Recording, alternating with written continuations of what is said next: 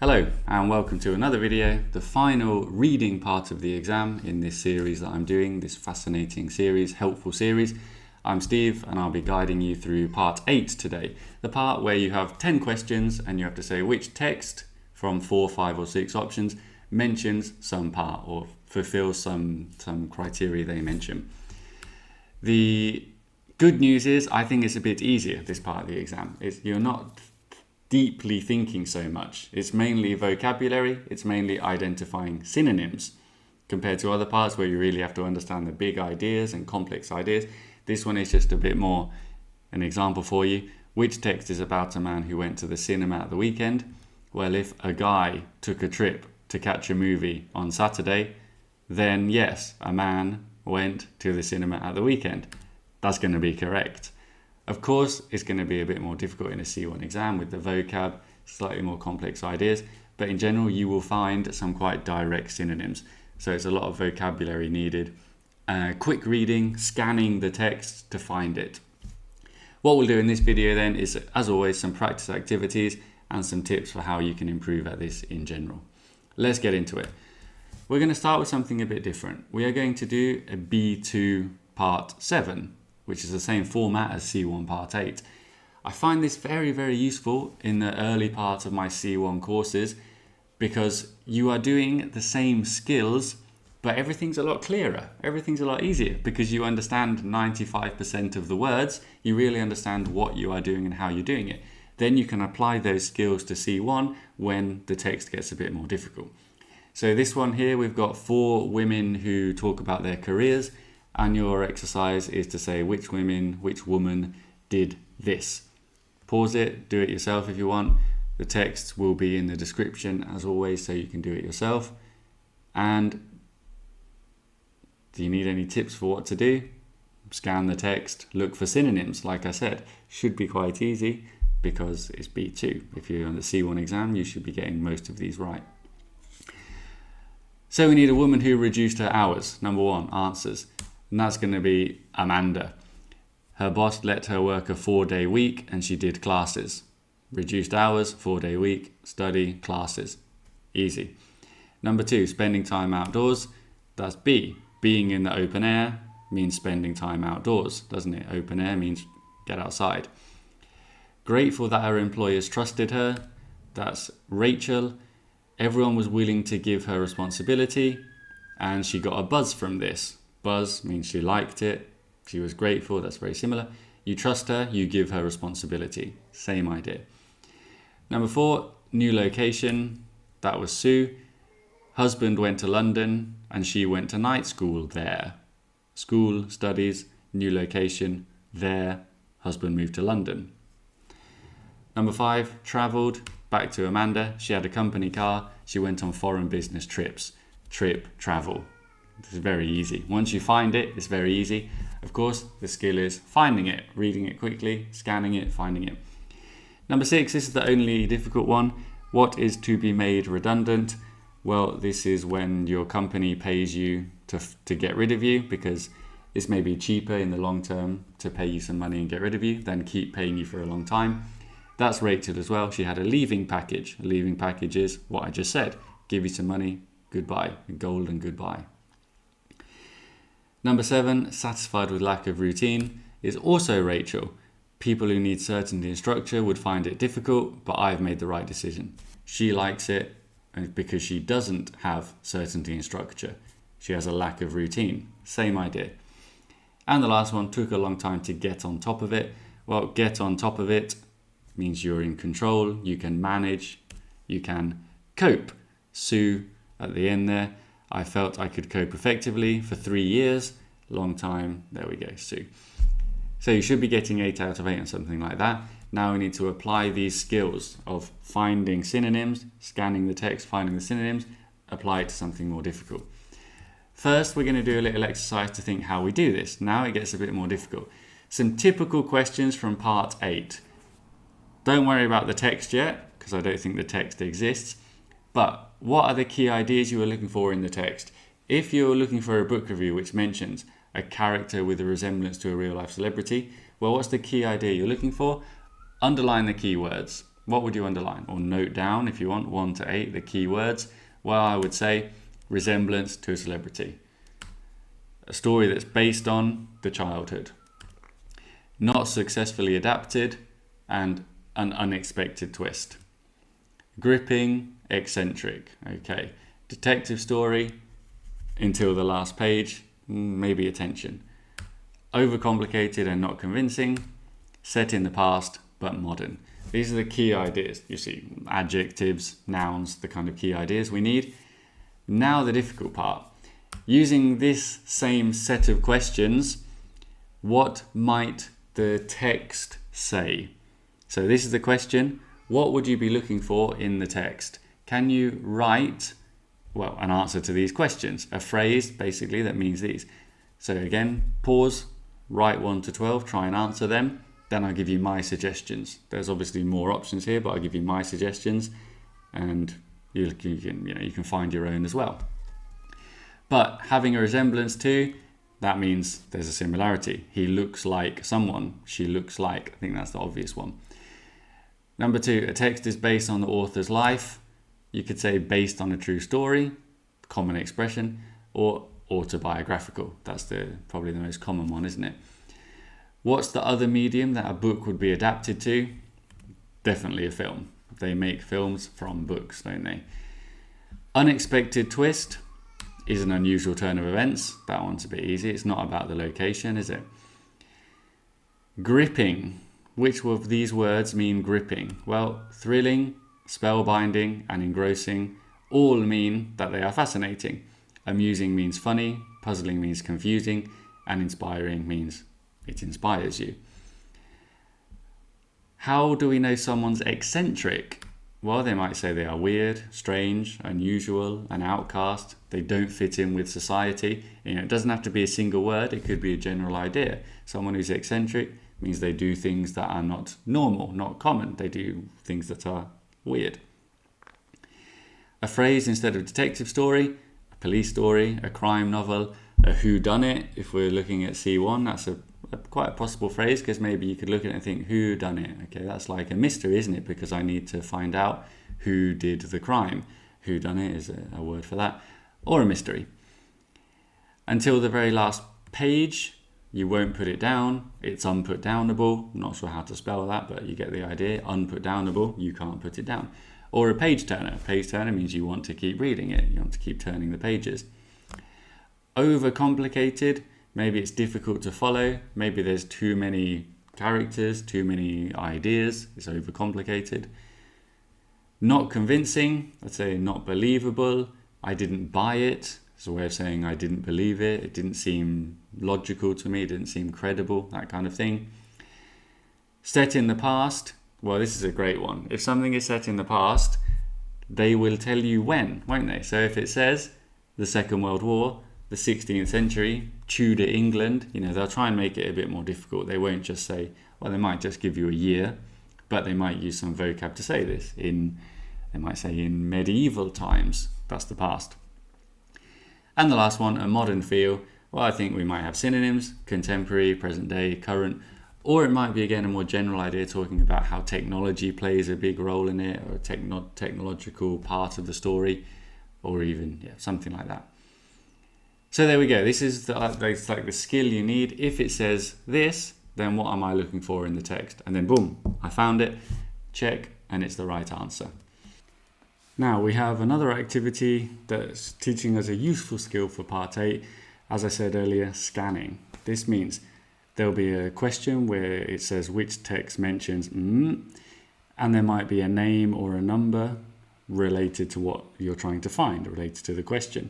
So the skill is quickly finding it, understanding it, checking that you understand what it says so it matches the question, because there will be distractions.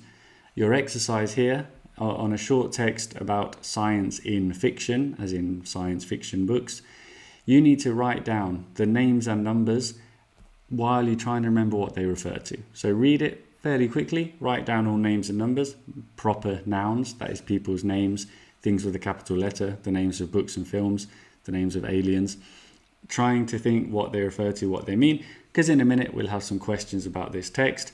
on a similar C1 level if you're doing this quickly, if you're doing it properly. Okay, here are the questions. So again, pause the video if you want. You should have written down the notes here. You should have understood this text. Now the questions, this means going back, looking for what's the information I'm looking for, finding it quickly, checking it's right. Number one, who's the author? Well, the author is going to be at the end or the start, isn't it? And in this case, it's Erica Wagner. She's the one picking her favorite books. It's her opinion, it's her article. The oldest book that is mentioned, where you're looking for dates, you're looking for the smallest number, and I can see there 1818, which was Frankenstein. It's the oldest. The most modern, again, dates, the most modern, 2008. No, that's when he died. The most modern is Jurassic Park, which was published in 1990, the book. What's in Cheshire? Let's go to Cheshire. Visit to the observatory. It's an observatory, as in the place where astronomers work, to look at the stars and dream and inspire. Which creations of Michael Crichton I mentioned? So we need to find Crichton, then we need to check, okay, he did this, and he wrote, incredibly, Jurassic Park, E.T., and Andromeda Strain. Which does she like most? Well, we need to check where they are, which one says something about most, and we can see a superlative, finest. For my money, his finest is Andromeda Strain. For my money, in my opinion, finest, most. Jodie Foster's mentioned here, and that's a film starring Jodie Foster, and we are talking about Contact, which is the film starring her. Great film where they use prime numbers to establish contact with aliens. Good fun. Whose name was on the title page of Frankenstein? Let's look at Frankenstein. Published anonymously. Anonymous? That means no one, doesn't it? No one's name was on it. Ooh, mysterious, scary. When was the book that the Jodrell Bank astronomers like published? Jodrell Bank, this is the observatory. The book they like is Contact. It was published in 1985. Who coined this phrase? That means who invented, who first used this phrase. Richard Holmes termed the Age of Wonder. Well, he called it termed, means he called it that, so it was Richard Holmes. Which age is that? The time of Frankenstein, around 1818. That's not quite Victorian, is it? That's whoever came before Victoria, some kind of George or something. And when did Michael Crichton die? Well, Michael Crichton, death, 2008. That one's a bit easier.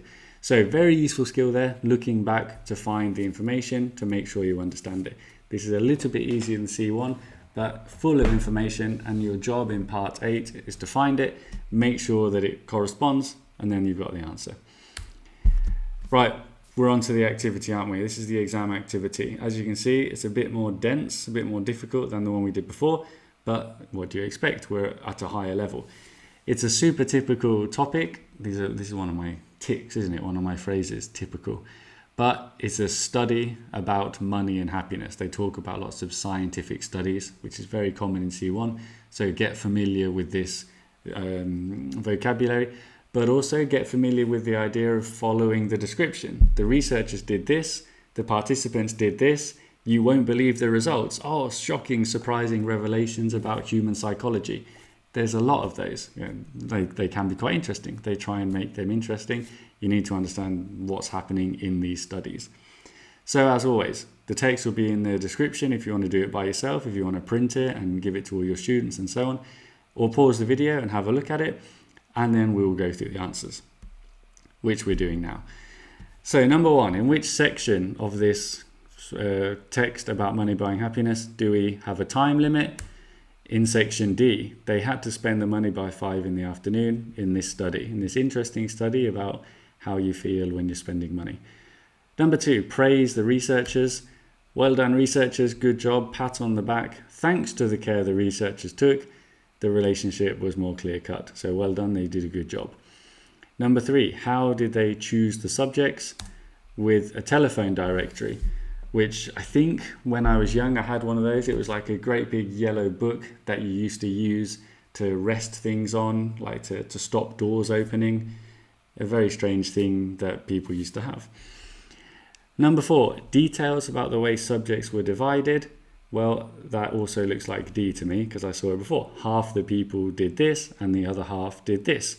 They are dividing them into halves. Number 5, regret and opportunity. That is also B. Unfortunately, regrettably, they couldn't do this because they couldn't find out. So unfortunately, they missed an opportunity. Number 6, what did they want to establish? Well, sort of logically, you're thinking this is going to be near the start, isn't it? Because it's what they want to find out. And it is near the start. They set out to prove what's the relationship between money, helping others, and happiness. Set out, establish, you can see some similarities here. They set out, meaning that was their original goal. Number 7, same social group. This one is a little bit controversial when I did this with a class. But as always, it's about the best answer. And the best one here is probably E, because we're talking about university students. Are they all the same? No, but they're all in the same situation, so we can say they're the same social group. Number 8, receiving money from people other than researchers. This one is they really had to find synonyms here. But when you see it, you know it's the best answer. It is C, they received a bonus at work. Bonus means money, not researchers, people at work. Obviously they're not researchers, they're people in their own jobs. So it does fit when you find it. Number 9, the negative consequences. That was A, that people who obsess about money are less inclined to help others. That's not very good, is it? If you're not helping others, you should always help other people. Yes. And number 10, more should be done to help people. This is another one that you can maybe guess, because typically at the end of one of these papers, they always say, more research should be done. We recommend more. And it's the same here at the end. There is a call for teaching people the facts of money and happiness. So they think more should be done about this, and it is E. So there we go. Give yourself marks out of 10. I hope you did well. And, well, keep practicing. If not, keep practicing anyway. Right, to finish then, that's the end of my little series of reading videos. There'll be more videos on other parts. But general tips for reading. Most of this exam is focused on reading comprehension, which, as I've said in the other videos, means being able to read something quickly, understanding it, saying what it means. This is a skill, just like any other skill, that can be worked on. The more you do it, the more attention you pay to it, the more you care about it, the better you will do. When you are practicing, try to think of specific techniques, like if you don't understand something, stop reading, summarize what you just read in your own head, to a friend, even better. But stop and summarize. It takes a minute longer, but it's time well invested, because in the end you are understanding more. Read it aloud sometimes helps. How often does it happen when I'm in class that a student says they don't know the answer, I read the part that they are reading, and then they get the answer. They could have read it themselves, but when someone reads it out loud, it makes you stop and think about intonation and meaning, so try it yourself. The same can go for someone else reading it. If you are reading a popular book, one of your Harry Potter books or your Twilight books, or these things that kids will read nowadays, you can listen to it on YouTube. You can sync it along with YouTube as you're reading it to get someone else reading it to think about meaning, and also helping you listening, your speaking, your pronunciation. And finally, read. You have to read it multiple times to understand it. I do myself when I'm doing these Cambridge exams. When you're reading for pleasure, depending on your level, you might not always want to do this, but sometimes you need to reread. You need to, until you get used to understanding everything first time, don't be afraid to reread things, especially for these Cambridge exams. So once you're there and you're happy with your level, it's just practicing exams. Annotating all the time, like I've been saying in class, underlining key ideas, referring back to them. Keeping vocab for your reading in your notes, a dedicated vocab notebook or folder on a computer, and keeping a record of your marks to see what you need to improve. And little and often, a little bit of reading every day. Okay, thanks for watching. Bye.